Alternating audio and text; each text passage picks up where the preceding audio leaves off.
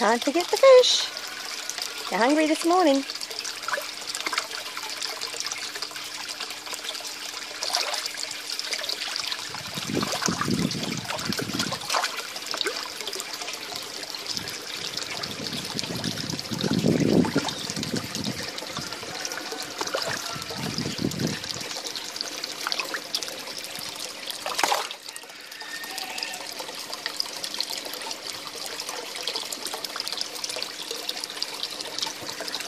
In the garden bed, their lovely water is fertilising.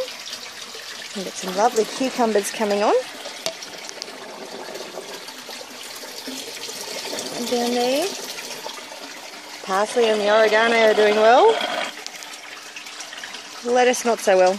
Got some basil up the back there doing well. And some chard.